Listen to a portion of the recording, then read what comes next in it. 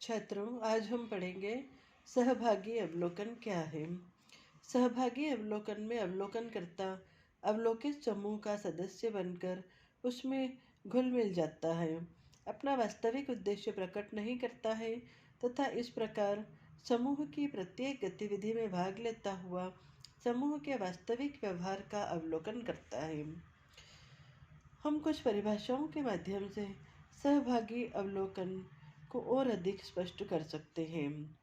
जैसे गुडे एवं हेट ने लिखा है, इस प्रविधि का प्रयोग तभी किया जा सकता है जबकि अवलोकनकर्ता अपने उद्देश्य को प्रकट किए बिना समूह का सदस्य मान लिया जाता है। मोजर एवं केल्टन ने लिखा है, इस प्रविधि द्वारा अवलोकनकर्ता अध्ययन किए जाने वाले समूह अथवा संगठन के दैनिक जीवन में प्रवेश करता है। पी.वी. यंग के अनुसार सामान्यतः अनियंत्रित अवलोकन का प्रयोग करने वाले सहभागी अवलोकनकर्ता उस समूह के जीवन में ही रहता तथा भाग लेता है जिसका कि वह अध्ययन कर रहा है। मन के अनुसार सहभागी अवलोकन का अभिप्राय सामान्यतः ऐसी परिस्थिति से है जिसमें अवलोकनकर्ता अपने अध्ययन समूह के उतने ही निकट होता है जितना कि उसका कोई अन्य सदस्य होता है और उसकी सामान्य क्रियाओं में भाग लेता है। छात्रों, ये परिभाषा पीटर एचमन ने अपनी पुस्तक मेथड्स ऑफ सोशोलॉजिकल इंक्वायरी में दी है। अब हम जी.ए. लुंडबर्ग द्वारा बताई गई परिभाषा पर चर्चा करेंगे। जी.ए. लुंडबर्ग ने सोशल रिसर्च इस पुस्तक में लिखा है, इसमें अवलोकनकर्ता अवलोकित समूह से यथासंभव घनिष्ठ संबंध स्थापित करता है, अर्थात वह समुदाय में बस जाता है और समूह के दैनिक जीवन में भाग लेता है।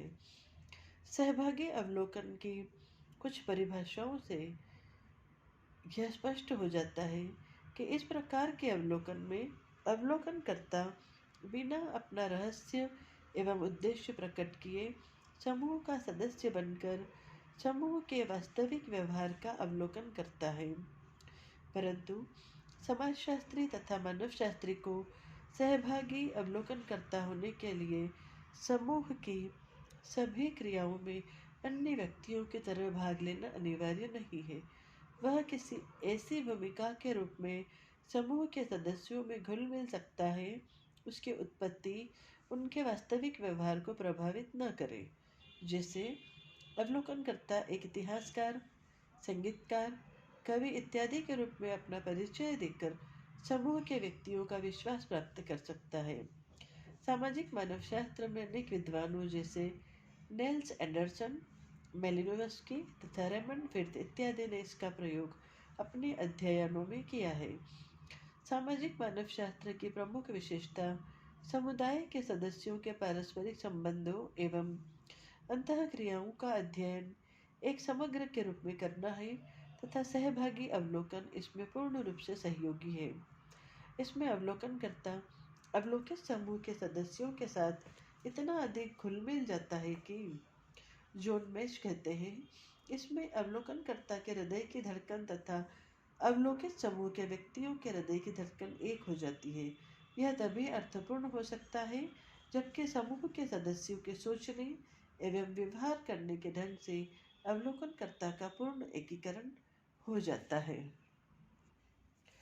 सहभागी अवलोकनकर्ता को अपना वास्तविक उद्देश्य प्रकट करना चाहिए अथवा नहीं, इस प्रश्न के बारे में विद्वानों में मतभेद है।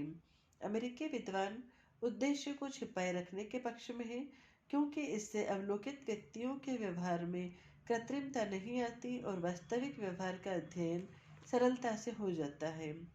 पीटर एच मन के अनुसार आदर्श रूप में सहभागी अवलोकनकर्ता एक गुप्तचर के समान है क्योंकि समूह में किसी विशेष स्थिति में पूर्णतः स्वीकार किए जाने के लिए उसे उसी स्थिति के धारक के रूप में माना जाना चाहिए, अन्य कुछ नहीं। सहभागी अवलोकन का प्रयोग अधिकतर प्राचीन समाजों एवं जनजातीय अध्ययनों में किया जाता है क्योंकि प्राचीन समाजों एवं जनजातीय समूहों में अस्थायी सदस्यता ग्रहण करना एक कठिन कार्य है।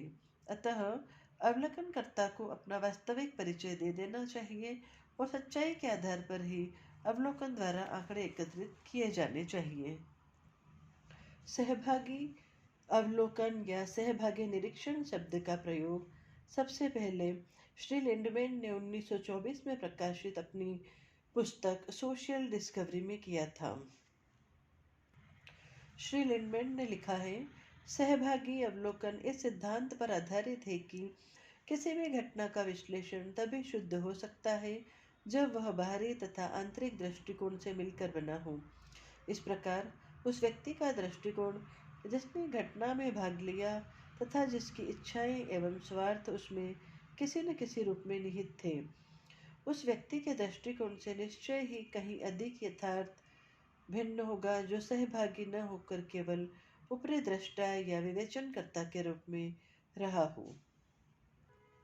वास्तव में सहभागी अवलोकन में अनुसंधानकर्ता उस समूह में बसकर अपने स्वयं को इस प्रकार घुला मिला लेता है कि कभी कभी तो उसको अपने अस्तित्व का ध्यान भी नहीं रह जाता, अर्थात वह पूर्ण रूप से समूह का सदस्य बन जाता है।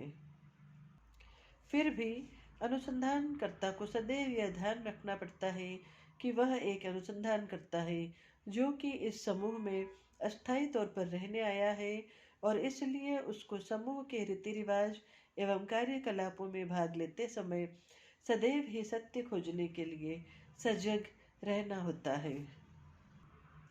सहभागी अवलोकन सामाजिक अनुसंधानों के लिए अनेक दृष्टियों से उपयोगी एवं लाभदायक है, क्योंकि सहभागी अवलोकन एक प्रत्यक्ष अध्ययन है।